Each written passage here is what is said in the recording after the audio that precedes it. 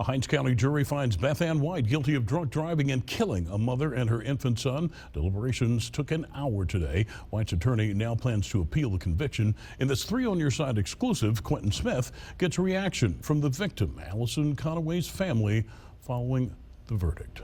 We, the jury, find the defendant guilty of aggravated DUI in count 1. 5 times. Guilty of aggravated DUI in count 2. 12 jurors. Guilty of aggravated DUI in count 3. Coming to the same decision. Guilty of aggravated DUI in count 4. That Beth White, guilty of DUI Fourth Offense, is responsible for driving drunk and crashing into and killing 39-year-old Allison Conaway and her 6-month-old son Alex, while also seriously injuring her 2 daughters, Chloe and Chelsea. We just thank God for how he moved in the courtroom today, and everything worked out. It was guilty. It was so many emotions, thinking about my grandkids, that they'll never see their mother again, and justice was served for my daughter and grandson. Conaway's family members are pleased with the verdict, but still upset that their loved ones are no longer here. It's some closure, but it's not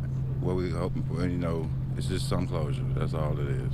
We still got a long road to go, but it's just some closure. After the verdict was read, White was handcuffed and taken back to the Hinds County Jail in Raymond.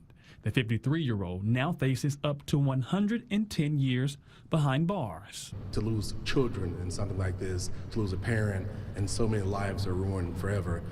This is why we do this job, to bring people to justice. However, White's attorney, Kevin Kemp, disagrees with the verdict. Nobody thinks that this was not a horrific accident. It's whether or not the state can actually prove it. And sometimes the state can prove it with a jury, but they can't prove it on the material elements. He believes the state never proved White was intoxicated during the time of this deadly crash.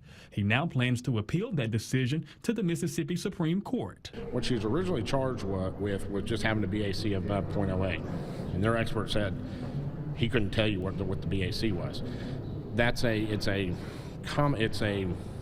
That issue right there is, there's one thing that they have to prove, and that's that the BAC is over the legal limit. And if their expert can't do that, then there has to be a dismissal. Now, Kemp has 30 days from White's sentencing date to file that appeal. White will be sentenced on May 15th. Reporting from the Hinds County Courthouse, I'm Quentin Smith.